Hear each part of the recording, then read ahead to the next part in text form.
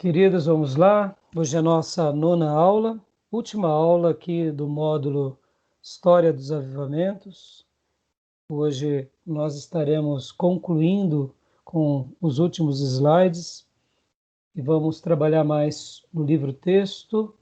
E de uma forma especial hoje eu gostaria muito de trabalhar também e prestar honra ao nosso querido pastor, saudoso pastor Ernesto Nini, que eu vou estar usando muito esse livro, essa obra do meu amado mestre pastor Ernesto Nini, que foi meu professor.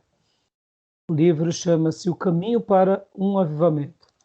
Então, dando início aqui à nossa aula, eu quero ler o livro do profeta Joel. O pastor Ernesto Nini, ele menciona uma coisa muito interessante. Ele menciona no livro dele que em todo o avivamento sempre terão características muito peculiares, que se resumem em três grandes acontecimentos. O primeiro acontecimento é que vem uma grande crise. E se tratando de algo que acontece com o povo de Deus, a crise está totalmente direcionada ao próprio povo de Deus. E não foi diferente nos dias do profeta Joel. Houve uma grande crise no meio do povo de Deus nos dias do profeta Joel. E o profeta Joel começa falando sobre aqui a praga dos gafanhotos.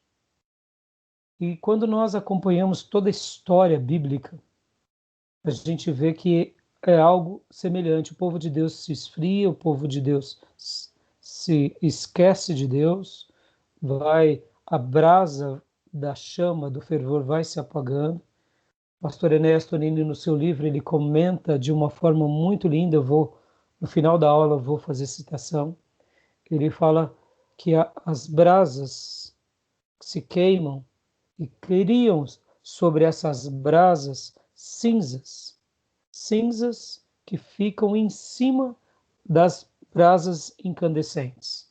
Por baixo ainda tem brasas incandescentes, mas por cima sobra o pó.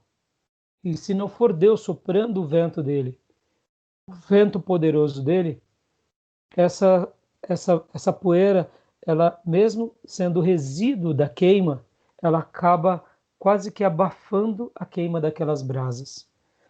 E fazendo menção a toda a história do povo de Deus, tanto no Velho Testamento quanto na história da igreja, a única exceção nós vemos no Novo Testamento, porque no Novo Testamento praticamente foi um grande momento de avivamento contínuo.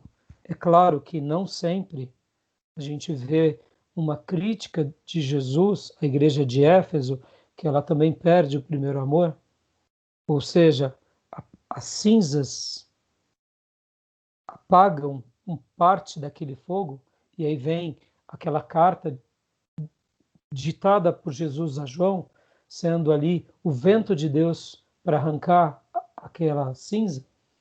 Mas há três grandes coisas que marcam, segundo o pastor Enéas e segundo as páginas das Escrituras, a gente vê isso, que isso é o ensino, que é sempre vem a crise, depois vem um clamor por arrependimento e depois vem a bênção de Deus. E isso a gente vê, né, no livro do profeta Joel. Capítulo 1 fala sobre a praga dos gafanhotos, capítulo 2 fala sobre o grande dia do Senhor se aproximando, e ainda no capítulo 2 vem o que? A grande chamada ao arrependimento. Eu queria ler o capítulo 2, o versículo 12, 13 e 14. Joel, capítulo de número 2, versículo de número 12, 13 e 14.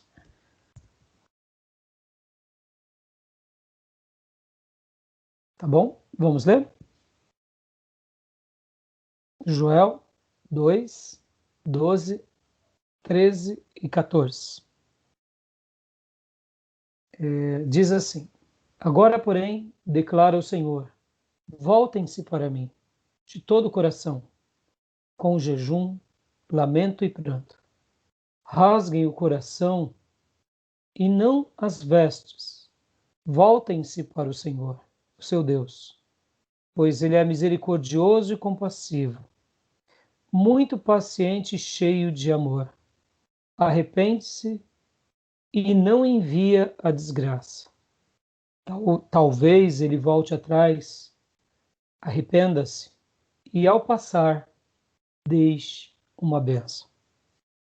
E aqui, então, Deus, em segundo lugar, como cita no livro O Caminho para um Avivamento, em segundo lugar vem o clamor. Clamor de quem? Do povo de Deus se arrependendo. E em terceiro lugar vem a bênção, que é quando Deus vê esse povo quebrantado, esse povo arrependido, o seu povo ao quebrado, e aí vem então o Senhor e derrama a bênção dele, como está no capítulo 3, do versículo 17 em diante, que aí vem essa fase, aonde o Senhor habita em Sião e aonde ele abençoa o seu povo.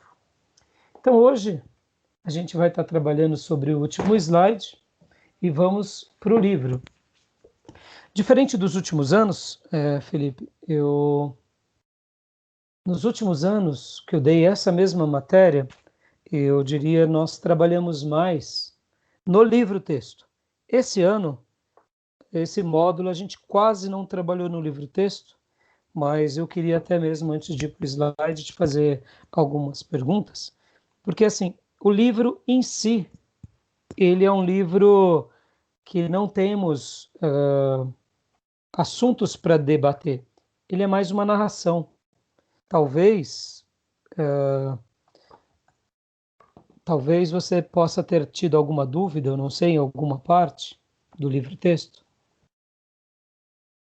Não, pastor. Foi tranquilo, né? Foi porque ele narra fatos, né? É. Toda a narrativa que ele traz de fatos históricos são semelhantes entre si, independente da época que houve o avivamento.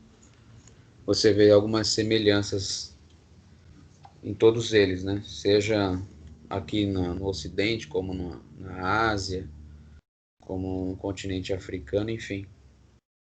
Tem sempre aquilo que a gente fala, aquele ciclo, né? Esse mesmo que o próprio pastor Enéas coloca, né? Você tem uma crise, então você tem um arrependimento e o Senhor vem o Espírito Santo vem e enche a igreja. Obviamente, aquele sistema que estava anteriormente, vamos supor que você pega a igreja tradicional, houve objeções de parte de alguma liderança, mas o Espírito Santo foi um vento impetuoso, né? Ninguém segura. Ótimo. E uma coisa que eu sempre ensinei, você vai lembrar disso, as aulas são vivas. São vivas. Então, até mesmo como esse ano, nosso módulo, tivemos poucos alunos e só findou você mesmo como aluno efetivo. Então, o que acontece? Até mesmo tendo por base, eu te conheço bem pela caminhada com a igreja, né? Então, eu sei da sua experiência teológica. Nas outras classes que eu lecionei esse livro, muitas vezes eu precisava explicar aqui, por exemplo, algumas interpretações teológicas dele. Porque vamos imaginar um obreiro que não tem profundidade bíblica, ou que participa de alguns movimentos, ao ler esse livro pode ficar meio confuso. Então, por essa razão, a gente acabou não trabalhando muito em cima dele diretamente, né? Porque Não, como tranquilo. ele é um livro, não é técnico, né? Então tá bom. Te perguntei mesmo só para a gente elucidar. E outra coisa, eu quero acreditar que nessas últimas aulas que iríamos trabalhar sobre ele, eu acredito que Deus me conduziu a deixar aulas voltadas mais a uma defesa da importância das Escrituras na história da igreja.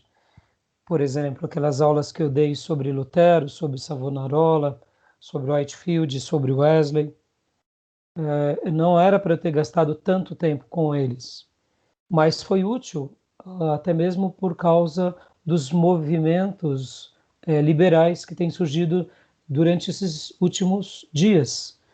Então, Eu quero acreditar que aquelas aulas foram úteis para mostrar que homens que eram filósofos exímios, como Savonarola e Lutero, deixaram a filosofia e se tornaram teólogos exímios.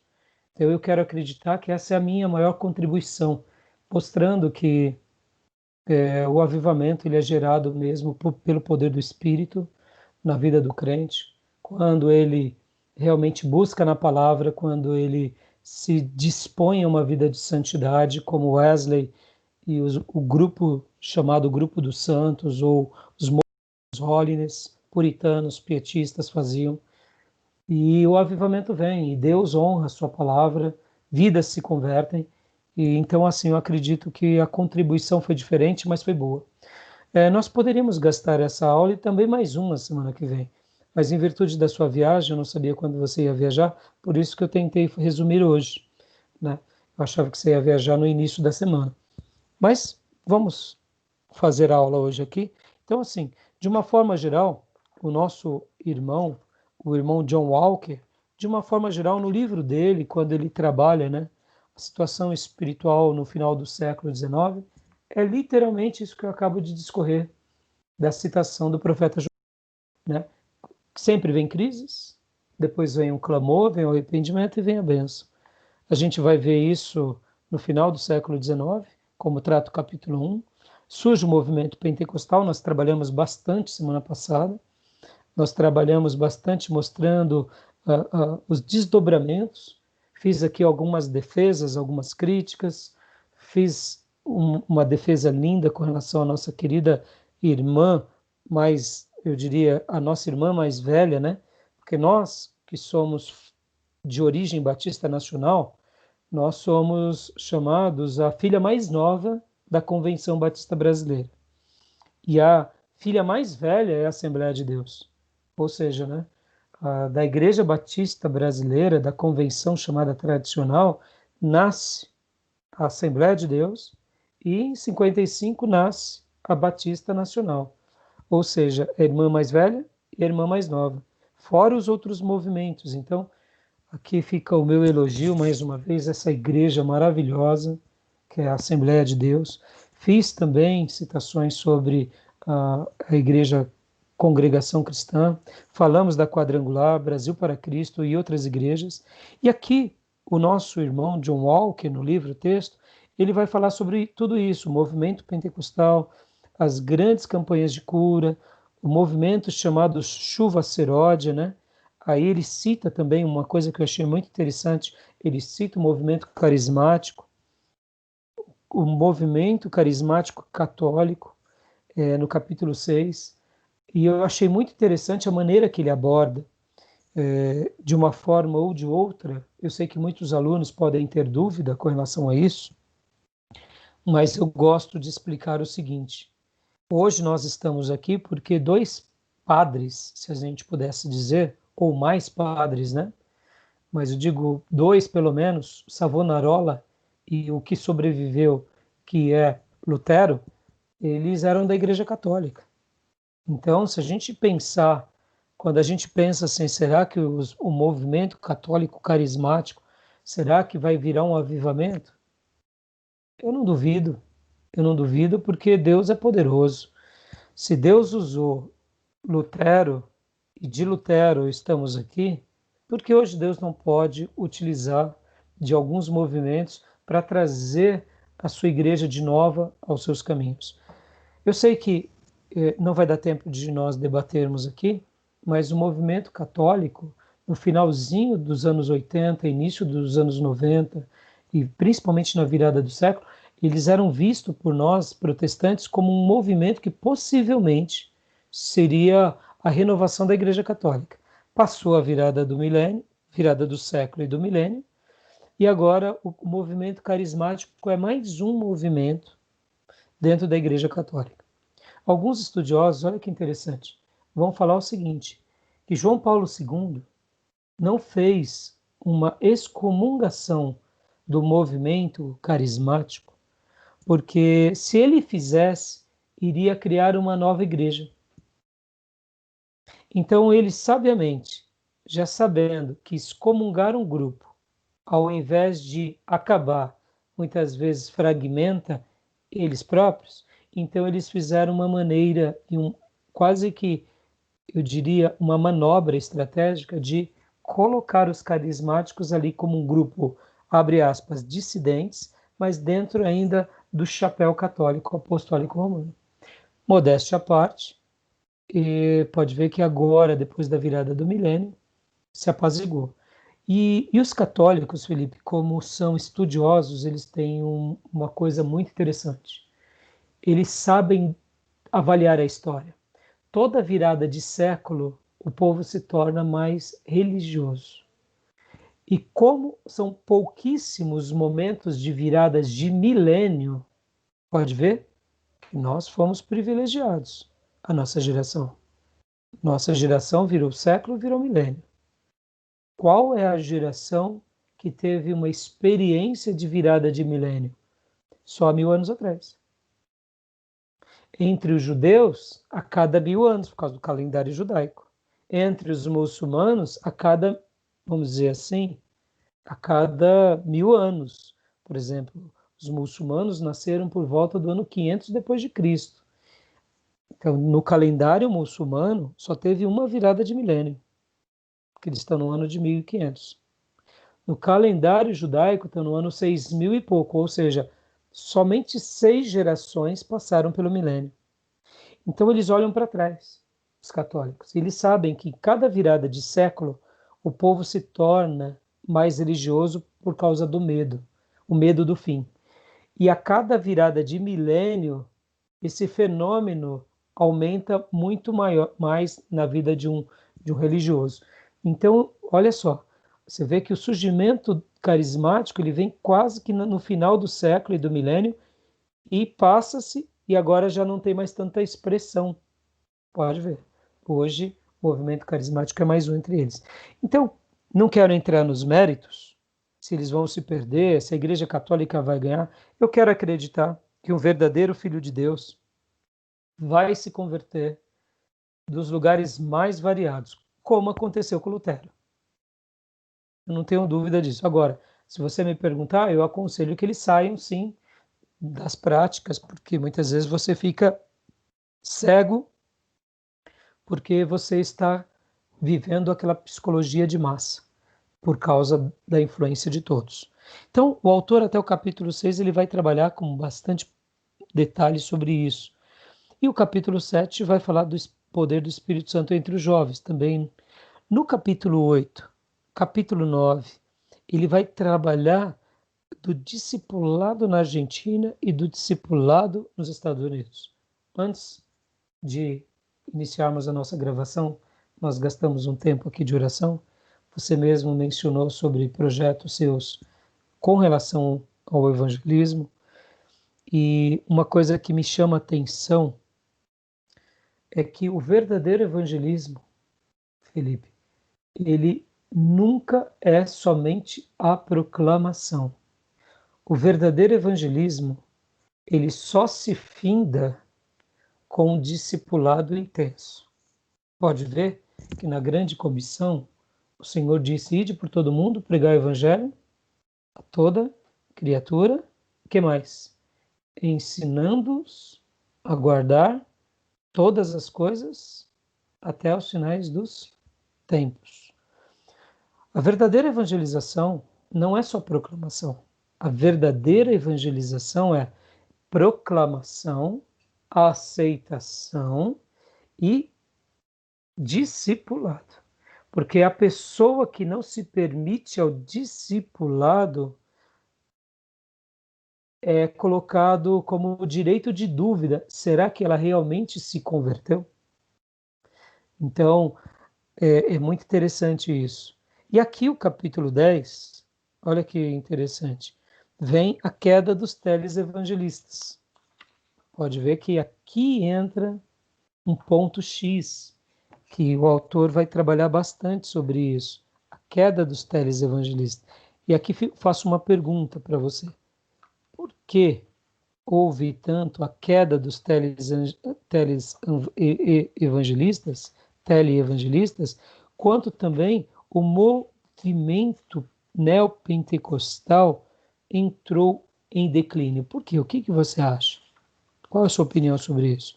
O autor trabalhou um pouco, mas eu gostaria de fazer essa pergunta. Primeiro, acho que o mais importante é que eles se não foram deixando as escrituras, né? Ou foram distorcendo parte das escrituras por conta de determinadas atitudes. No caso, por exemplo, você tinha muita cura, né? Então eles ficam presos, só esquecem, vão deixando a pregação do evangelho todo, pegam partes, porque a mídia, o entretenimento, ele exige que você, se você tem um produto, que você foque naquele produto, né? Então, lidar com mídia e entretenimento é isso. Se você não tem sabedoria, você se perde. Foi o que foi acontecendo com os televangelistas. Com isso, você deu combustível para o neopentecostalismo, que é aquela venda de um evangelho barato. Ou seja, eu preciso vender um produto. Quanto mais eu vendo esse produto, mais gente eu tenho, mais grana entra para o templo, né? Então, você tem um desvio de conduta, um desvio de caminho, e conforme você vai se desviando das escrituras e do evangelho verdadeiro de Jesus, a queda só tá ali na frente, né? Sim, previsível, né? É previsível. Então, Previsível. Semana passada, eu acho que você vai lembrar, a gente trabalhou muito sobre o porquê, por exemplo, o pentecostalismo tem um ponto lindo. Lembra? A gente falou sobre a reforma sim, eclesiológica e falamos sobre a reforma teológica. O aham, pentecostalismo, ele faz com que o cristão convertido agora dependa de Deus e ele viva uma vida mais autônoma. É ele Deus. Já o movimento reformado, o movimento histórico, os pais na fé, eles tinham outra premissa. É Deus, o cristão, mas tem um mentor. É mais ativo a figura do líder, da intervenção do pastor. Por exemplo, a questão dos dons. No pentecostalismo, é Deus, na pessoa do Espírito Santo, dando dom ao crente, e ele é livre de seguir a sua consciência. Já na história dos grandes avivamentos, a gente vê Deus, vê esse líder, vê o Espírito Santo dando dom a esse líder, mas a gente vê o que? Uma igreja validando. Então a pessoa não faz o que ela dá na cabeça. Então, assim, uma outra coisa que eu queria. Na semana passada a gente trabalhou bastante sobre isso, mas olha que interessante. Na reforma teológica, que acontece em 1500, Deus traz de novo os líderes à palavra. Quando Deus traz de novo os líderes à palavra, Deus honra, levanta anjos, e aí já começa o ministério que eu até falei, ministérios leigos. Não era muito frequente, mas agora a liderança foi organizada. Passam-se 4 séculos, quase 5 séculos, e agora o Espírito Santo vem e dá a essa igreja que foi estruturada, derrama os dons aonde? No corpo de forma poderosa. Esses membros, que são os leigos, agora recebem o poder de Deus. Só que eles têm o quê? A clareza de papéis que têm líderes que os orientam. Então, como eu falei semana passada, por que Wesley não recebeu o dom de cura? Porque o Espírito Santo não quis. Deus levou a sua igreja durante 4 séculos, pelo menos, a se fundamentar nas Escrituras. Por que precisou de 4 séculos para se fundamentar nas Escrituras? É simples. Porque precisou de quase 1000 anos para se corromper das Escrituras. A corrupção foi paulatina. Os engodos do diabo intelectual, filosóficos, as heresias foram entrando aos poucos e minou a base. Então, agora que essa base foi reconstruída, precisou de ser sedimentada. Depois de 4 séculos, quase 5 séculos, Deus, vamos pôr 4, né? Porque eu não ponho apenas Lutero, a gente tem que pôr os pré-reformadores. Mas vamos pôr 4 séculos. Aí depois de 4 séculos de história teológica, de cristianismo bíblico, vem o Espírito Santo de Deus e aflora no meio da igreja os dons. trazendo a reforma, como eu chamei, de eclesiológica. Agora, olha que linguagem fantástica do Espírito Santo. O Espírito Santo de Deus, que é o dono da igreja do Novo Testamento, que é o maior líder da igreja do Novo Testamento, demorou 4 séculos para fundamentar a sua igreja, levantando luteranos, presbiterianos, congregacionais, metodistas, batistas, outros grupos, anglicana. Precisou 4 séculos. E depois que a igreja estava fundamentada no ensino, foi como se o Espírito Santo falasse: agora eu posso derramar o meu Espírito, porque vocês já conhecem a minha palavra. E olha que fantástico. Quando a gente estudou semana passada sobre o avivamento da Rua Azusa, pouco tempo depois houve declínio também do avivamento da Rua Azusa. Houve as brigas, houve as facções, houve as criações de novos ministérios. Olha que interessante. Tudo isso se dá por quê? Porque falta muitas vezes o quê? Profundidade na palavra. Eu Aí, percebi na deixa eu só leitura. concluir a minha linha de raciocínio. O movimento pentecostal foi uma bênção.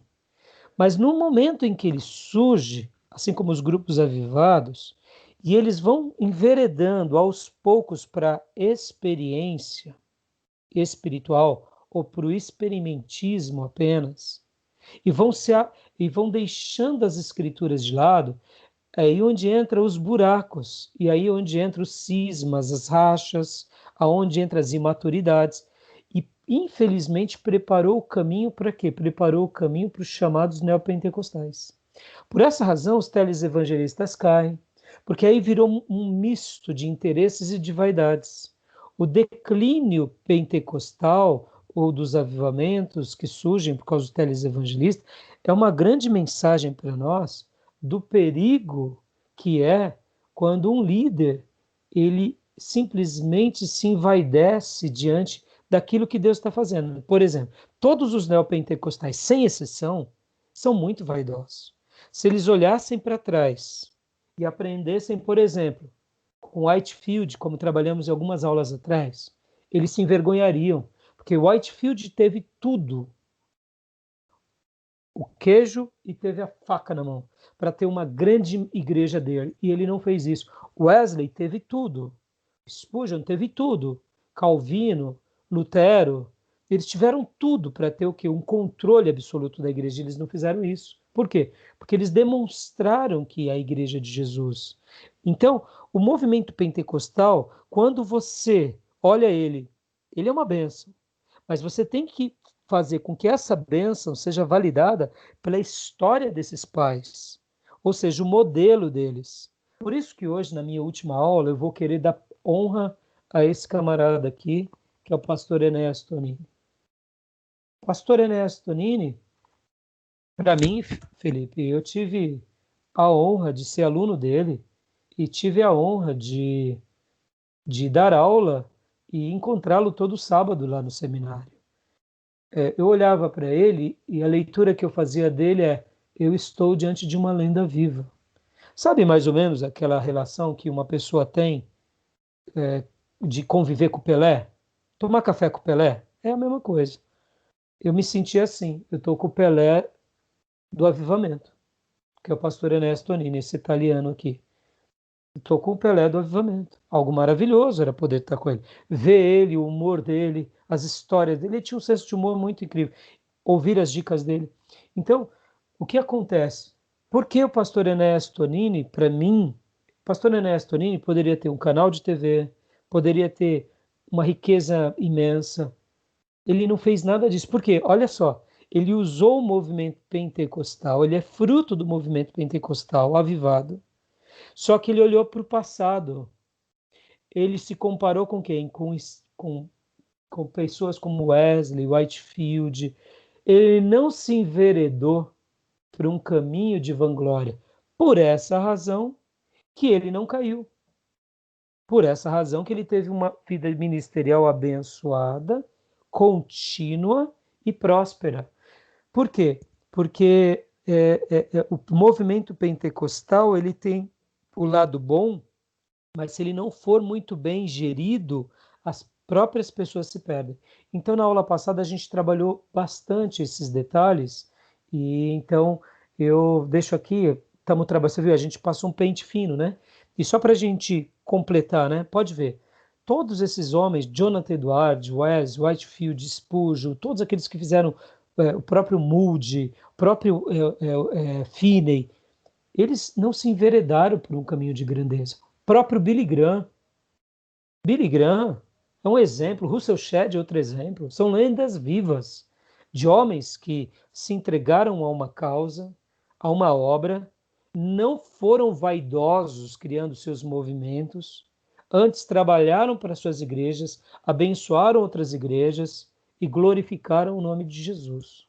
Por essa razão que os televangelistas caíram, porque eles se envaideceram, eles cresceram, eles foram deixando as escrituras, a vida de santidade, a vida de simplicidade, foram vivendo na sua vida de performance, diante dos holofotes, da grande mídia, diante do burburinho das denominações que estavam vivendo um momento de descoberta tecnológica e se perderam. Os neopentecostais já nascem perdidos, simples assim. Então, é por essa razão que a gente se vê, a gente fez uma síntese aqui. Então, você ia comentando alguma coisa? Pode falar.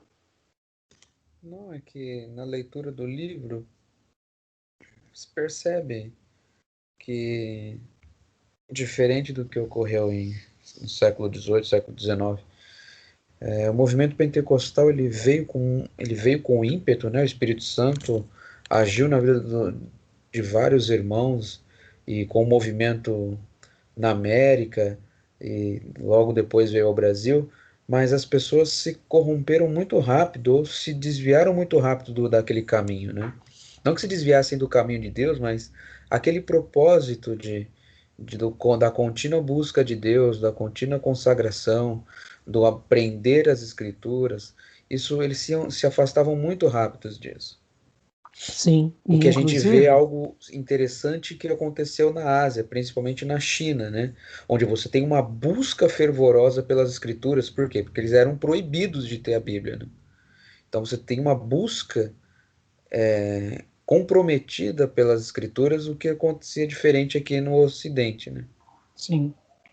E um detalhe, eu vou já já, quando a gente vai entrar no livro, por isso que eu quis dar honra a esse que é a lenda viva, né?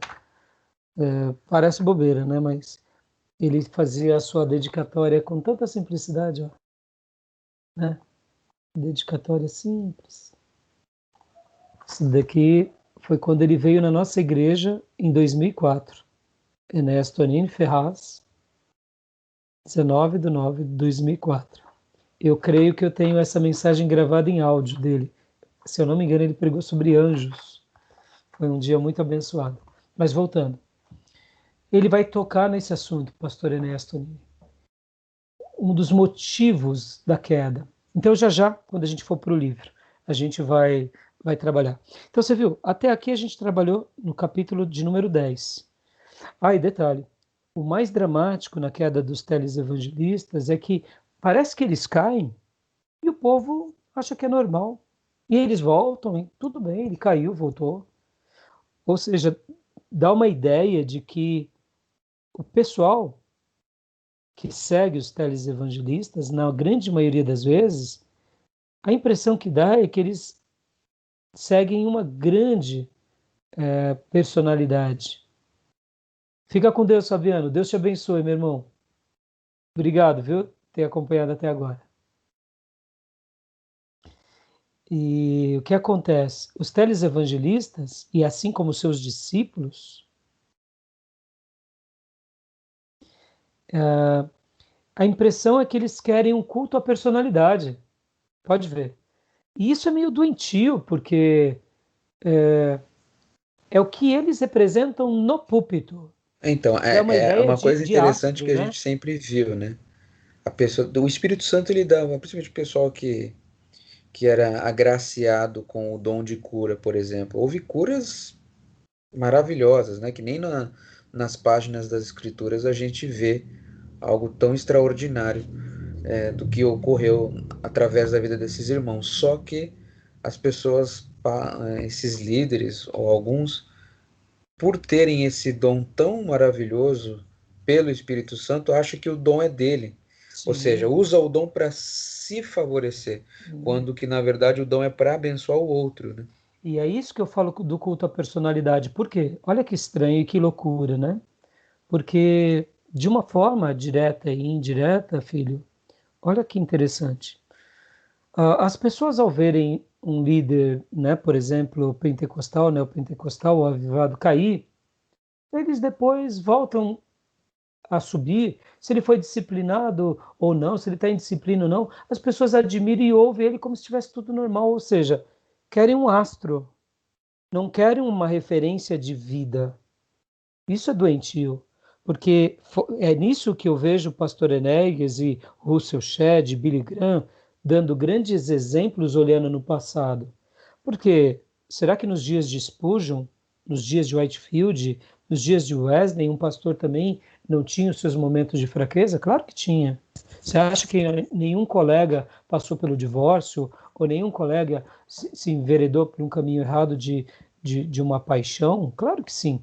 Só que naqueles dias, além da importância que era dada à Bíblia, era aquela importância ao ensino bíblico que levava uma vida ética, moral e uma vida de disciplinas. E o ministro ferido se enquadrava, ele aceitava. E o povo não ficava se enveredando, muitas vezes, para um culto à personalidade, porque eles sabiam que por mais que o pregador A, B ou C tinha um dom lindo de ensinar e de pregar, mas agora ele precisava do cuidado, ele precisava do tempo, porque aquela mensagem nos lábios que não era validada na vida não queria dizer muita coisa.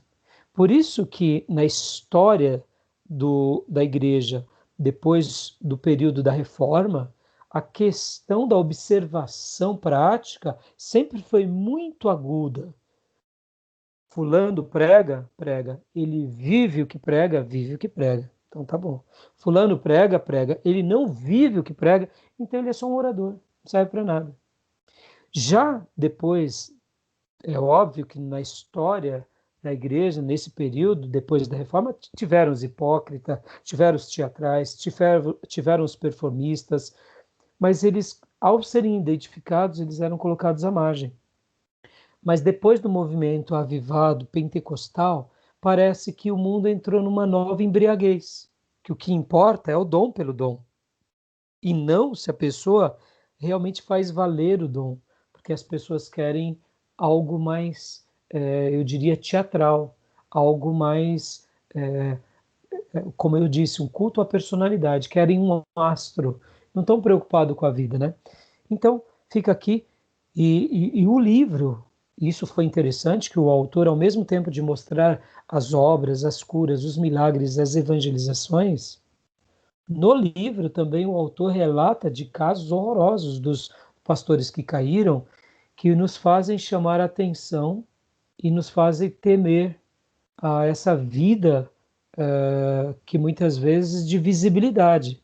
E eu achei interessante que o livro mostra isso.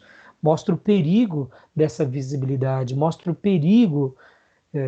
Eu me lembro eu era novo convertido, certa ocasião, e eu perguntei para o meu pastor sobre um teleevangelista. E aí o meu pastor, eu tenho uma consideração muito grande pelo pastor que me batizou, que é o pastor Orfeu Furquim Campos. Sempre dei honra a ele na minha vida, como citando ele, porque ele foi um homem que me abençoou muito. E certa ocasião eu perguntei desse pastor, que era um televangelista, eu falei, pastor, onde está fulano de tal? Eu já ouvi falar dele, e quando eu me converti, ele já não estava mais na TV, ele disse assim, Rai, ele disse que a televisão estava fazendo mal para ele e para a família dele. Então ele deixou de ser um televangelista para viver uma vida simples, cuidando apenas da sua família e da igreja. Eu falei, ele fez isso, pastor? Ele falou, ele fez. Eu falei, puxa vida. Ou seja, ele foi na contramão dos dias de Jimmy Swaggart e tantos outros que estavam se enveredando por um caminho perigoso. Então, Jimmy Swaggart, por exemplo, é um exemplo bem típico de alguém que vivia guerras para ter essa projeção. Então, assim, as histórias desses irmãos e dos irmãos neopentecostais mostram o quão é perigoso esse caminho. Eu não estou dizendo que Deus não pode levantar pessoas. Deus pode. Acabei de citar do Ernesto Nini, que é uma lenda viva. Citei Russell Shedd. Temos visto Augusto Nicodemos, Hernando Dias Lopes. Temos visto tantos pastores, Billy Graham, que Deus levantou. Mas louvado seja Deus porque ele se mantém com modéstias. Se mantém com uma vida de santidade e de simplicidade. Por exemplo, o pastor Ernesto Nini, todo sábado, estava no seminário, cuidando dos seus alunos. Aí você me perguntar, mas quantos alunos? O seminário, nos últimos anos, devia ter uma média de 50 alunos. 30 a 50 no ano. Poucos alunos. Mas ele não se importava. Ele poderia estar pregando no Brasil todo para igrejas de 1.000, 2.000, todos os sábados. Mas por que ele não estava? Porque ele era um pastor formador de obreiros e não é televangelista. E isso eu amei na vida dele e eu copio. Por isso que nós inauguramos aqui o seminário nosso. O desejo era se manter como STBnet, mas por uma questão da sede e como hoje, né, de fato, hoje temos só você de aluno, entendeu? Então para eles não é viável ter um aluno, sustentar um professor ou ter. Então, por isso que a gente emancipou. Graças a Deus, a diretoria da igreja topou de darmos continuidade. A gente já realizou bastante formaturas, várias turmas. Então, o que eu quero dizer com isso? Quanto vale uma escola teológica? Quanto vale um seminário? Pode valer muito. Quem sabe, da nossa pequena experiência de 8 anos, se formarão os grandes evangelistas que desbravarão aí países, sem contar dos outros seminários. Então, quanto isso vale? Vale muito mais do que, muitas vezes, esse momento de mídia que a gente vê. Então, a queda dos televangelistas, o movimento carismático, tudo isso que é muito lindo, se a gente não tiver sabedoria, a gente se perde feio, tá? E aqui agora, para a gente dar uma pincelada rapidinho, no capítulo 11, o autor ele vai trabalhar sobre o avivamento na China, magnífico, maravilhoso. O capítulo 12, né, a contribuição chinesa para a reforma da igreja. E aí ele vai para o capítulo 13, o movimento Palavra da Fé. No capítulo 14, o trabalho na Coreia. Capítulo 15, o trabalho na Igreja da Inglaterra. E o capítulo 16, ele põe o tema como a ressurreição de um profeta. E o 17 com a última onda. Essa parte do capítulo 12 em diante, na minha opinião, é a fina flor do livro. Por quê? Porque é nessas horas que a gente vê que pode vir comunismo, pode vir capeta, anticristo, pode vir quem for contra a igreja do Deus vivo, aonde existir um homem de Deus e discípulos fiéis, a obra de Deus é santa, ninguém detém.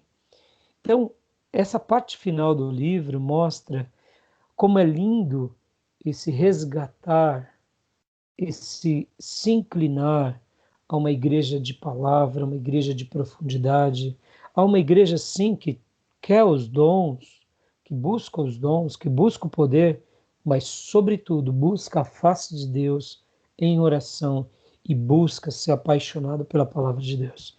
E aí a gente vê essa obra linda nessas igrejas do mundo, na Coreia, na China. Uma coisa que agora eu quero fazer até uma defesa, né? Eu não sei se você sabe qual é a maior denominação da igreja da Coreia. Não a maior igreja da Coreia. A maior igreja da Coreia é do Davi Yong-Soo, que é a maior igreja do mundo. Mas na Coreia, sabe qual é a maior denominação? Presbiteriana? Isso, os presbiterianos. E detalhe, a igreja presbiteriana lá é fervorosíssima de oração. E quando você vai acompanhar a história da igreja presbiteriana coreana, eles são tradicionais, Felipe. Aí não combina. Que loucura. Eu me lembro de um amigo que era diácono meu, amigo meu, trabalhava comigo. Ele falou: Rai, recebemos um grupo de seminaristas e missionários da Coreia, estão lá na nossa igreja. Rai, tá acontecendo um rebu. Falei: é mesmo? Rai, os homens oram demais. Tá brincando? É comum os coreanos orarem muito, Felipe. Aí você olha assim, você fala, mas é tradicional. Você está entendendo? Aí onde entra a quebra de protocolo, aonde entra a gente dar a mão ao palmatória, a gente aprender com os nossos irmãos, a gente olhar e falar, meu Deus, Deus está trabalhando de forma misteriosa, poderosa no mundo, que a gente tem que ser um pouco mais humilde, porque Deus está fazendo. Se Deus pegou um Lutero do seio da Igreja Católica e fez o que fez, quanto mais Deus não pode fazer com o tradicional. Deus pode fazer com o neopentecostal, mas ele está trabalhando, e quando a gente olha e vê movimentos como esse, a gente fala assim, Senhor, louvado seja o teu nome, porque é uma coisa fora do comum. As histórias que o autor relata, por exemplo, aquela história quando eles queriam que o pastor continuasse pregando mais depois de horas pregando, é fantástico. O pastor já tinha pregado a manhã toda, eles queremos mais, porque sede pela palavra. E aqui, por essa razão, eu gostaria de dar mais uma ênfase, denunciando todo o movimento liberal. Todo o movimento liberal que entra, ora, pela filosofia, pela psicologia ou por ciências humanistas, é diabólico. Quando a gente faz da psicologia ou da psicanálise um instrumento de manipulação, ou usa a psicanálise e usa a Bíblia para ter um grupo ali, para que a gente leve um certo evangelho, a gente está saindo dos propósitos de Deus. Quando a gente leva a filosofia, quando a gente leva as técnicas de gestão, rede multinível, está tudo errado. Por isso que o neopentecostalismo ele faz um emerendado de rede multinível. Na minha opinião, como eu já disse, o neopentecostalismo é a rede multinível eclesiástica, é a pirâmide eclesiástica. E define em poucas palavras o neopentecostalismo. É uma igreja de pirâmide. Simples. Aonde eles usam do artifício de rede multinível e falam que o povo quer ouvir. Por isso que dá certo, mas não está certo. Então, quando a gente olha para esses capítulos finais, é uma delícia. E aí eu deixo aqui para que os futuros alunos que forem acompanhar esse nosso material possam questionar, tirar as dúvidas, né? Porque no seu caso eu creio que você não teve nenhuma dúvida, né, meu irmão? Não, não. O interessante da Coreia, que o senhor falou, eles oram muito, né? Até o Yongcho, a igreja deles fizeram. Eles eram tanta gente, ainda é muita gente, né? Que eles construíram lá um lugar para eles orarem num lugar lá e é 24 horas por dia, né? Sim, é maravilhoso. Imagina, Felipe, imagina, é uma coisa extraordinária. Deixa eu até falar uma coisa para você. No início da minha caminhada cristã, uma igreja que me abençoou muito foi a Deus e Amor. Por quê? Porque eu tinha um vizinho que não sabia ler e escrever, que era muito piedoso, que nós tínhamos muita comunhão, o senhor Francisco. Ele era obreiro na Deus e Amor. E como ele era pedreiro, muitas vezes ele ficava desempregado, então ele fazia o seguinte, ele pegava, se trocava e ia para a igreja na madrugada. Servir de obreiro durante as vigílias. Eu falava para ele, senhor Francisco, o senhor vai? Eu falava, meu irmão, eu estou indo para a igreja. Eu falei, mas essa igreja, uma hora dessa, hoje é terça-feira, é que a nossa igreja é 24 horas, não fecha, tem culto sem parar e nas noites também. Eu falei, tá brincando? Então nós tínhamos muito momento de comunhão, porque ele não sabia ler, ele falava, leia a Bíblia para mim. A única passagem que ele sabia ler era João 3, que ele tinha decorado, então ele ia passando o dedo. E o Salmo 91. Então, nós tínhamos momentos assim, eu aprendi demais com aquele homem de Deus. E muitas vezes ele me chamava, vamos na vigília comigo, meu irmão? Eu falei, vamos. Eu morei sozinho durante muitos anos da minha vida. Nessa época eu morava em Itaquera, meus pais tinham ido trabalhar na praia, montado um comércio, e eu fiquei sozinho. E então eu chegava da bolsa, principalmente na época que eu estava de férias, ia, tomava um banho, lá por volta das 9, 10 horas da noite a gente ia embora, ou 8 horas, chegava na Deus e Amor 10 horas da noite, e eu ficava orando com ele até às 6 da manhã. 6 da manhã eu voltava para casa, tomava um banho e ia trabalhar. Isso foi uma coisa que marcou demais a minha vida, porque eu nunca tinha visto um povo que orasse tanto. O culto na Deus e Amor começa num certo horário e dura geralmente 3 horas, 4 horas. O culto lá é assim. Porque eles falam, irmãos, vamos fazer uma oração pelo governo. É meia hora orando pelo governo. Agora vamos fazer uma oração por cura divina. É meia hora orando por cura divina. Agora vamos fazer uma oração para a palavra. É mais meia hora. Até já era 1 hora e meia. Vamos cantar 2 corinhos. Já dava 2 horas. Aí vinha o período das ofertas. É mais meia hora, 1 hora. Porque aí eles também pediam bastante dinheiro. Inclusive eles são um dos precursores dos neopentecostais nessa área de pedir muito. E aí depois vinha a palavra. A palavra era muito fraca, geralmente. E como eu era apaixonado pela palavra, quando eles pregavam uma coisa que estava fora da Bíblia, eu falava assim, tá de acordo. Mas eu era novo convertido. Mas o que me marcou? Me marcou que eu aprendi, já amava orar, já amava vigília, e vivendo com eles, eu aprendi o que era orar. Então eu, particularmente, lamento que a Deus de Amor e o Davi Miranda não tenha caminhado mais conosco, com as outras igrejas, porque com certeza ele teria deixado uma marca poderosa em todas as nossas igrejas. Sem brincadeira, é algo. Hoje, quando o pessoal reclama que o nosso culto é demorado, eu fico dando risada, porque eu falo, vai lá na Deus de Amor. Na Deus de Amor, você vai ver, a oração é 1 hora e meia. 3 orações é 1 hora e meia. Então, assim, mas assim, por que eu estou falando isso? A gente vê que, olha só, os valores que acompanham esses movimentos, seja na China comunista, aonde eles não podiam cultuar livremente, seja na própria Coreia do Sul, sempre foi o quê? Oração, santidade, palavra. Foi tudo isso que trouxe esse significado maravilhoso dessas igrejas. Então, você viu? Vamos agora para o slide? Vamos lá? Rapidinho. Está quase findando aqui o nosso horário. Movimento pentecostal. Está conseguindo enxergar aí na tela? Movimento pentecostal, né? Rapidinho, só passando aqui para a gente fazer uma análise histórica e doutrinária.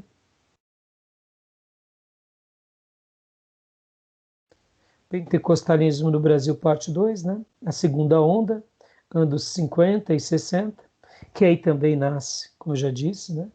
A Igreja do Evangelho Quadrangular, nós já vimos semana passada, né?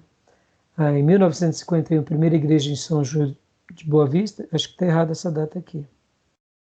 1851, não, 51 sim, mas que tem uma outra questão que é quando a primeira igreja batista veio para São Paulo, é 1800 e pouco, por isso que eu estava fazendo confusão. Cruzada Nacional de Evangelização, aqui o Raymond, um principal evangelista, o ministério feminino começou a ter ênfase, surge a igreja O Brasil para Cristo, outra igreja maravilhosa, pastor Manuel de Mello, também foi fruto da Assembleia de Deus. Aqui alguns detalhes do que ele realizou. E aqui está falando sobre os trabalhos que o livro já trata, que a gente trabalhou já semana passada, mostrando sobre o que aconteceu. O pastor Ernesto Nini, no livro dele, ele vai mencionar tudo isso, e eu já vou estar mencionando um pouquinho mais. O pastor Ernesto Nini, ao trabalhar sobre esses movimentos da primeira onda, da segunda onda, ele vai falar o seguinte: na opinião dele, isso foi avivamento. Aí você diz assim, é avivamento no Brasil? Eu diria, são aquilo que eu te falei, são avivamentos na denominação, locais. Segundo o pastor Ernesto Nini, ele chama de avivamento pela quantidade de conversão. Mesmo nosso território sendo imenso, em pouco tempo houve conversões demais. E não só conversões, mas principalmente uma restauração no seio da igreja. Então, segundo o nosso querido, saudoso pastor Ernesto Nini, ele pega todos esses trabalhos e esses movimentos como trabalhos de um avivamento na igreja brasileira. Estou passando. E aí vem a terceira onda, que é 70, 80, que são os neopentecostais. A Universal, aí depois, né, da Universal com o que ele realiza, aqui são detalhes mais do que eles realizaram. Renascido em Cristo. Ele vai trazendo as características daquilo que já sabemos. E outras igrejas que têm, que surgiram também, né, do movimento avivado ou pentecostal ou neopentecostal. E aí aqui o autor, inclusive, nos coloca batistas nacionais também dentro dessa leva, né? Aí vem falando sobre um pouco da característica do pentecostalismo, as questões doutrinárias, a gente já trabalhou, mas da salvação. Ainda assim, o slide é bem claro, já disponibilizei, você já tinha visto, né? Creio que você não tem nenhuma dúvida, né, filho? Né? Então, só dei essa pincelada para a gente concluir todos os slides, tá bom? Tá bom. E então vamos dar agora uma pausa, que na nossa volta a gente vai trabalhar no livro do pastor Ernesto Nini. Tá bom. Tá bom? Beleza. Um último comentário, antes de encerrarmos a gravação. Eu tenho esse livro. Esse livro é O Movimento Carismático, que é um livro da Felire. A Felire, a editora Felire, chamada assim, é o apelido deles, a abreviação, né? É a Fundação Editorial de Literatura Reformada. Esse livro foi um estudo, né, de vários pastores, aonde eles vão fazer uma crítica do movimento pentecostal. Deixa eu só dar um detalhe aqui.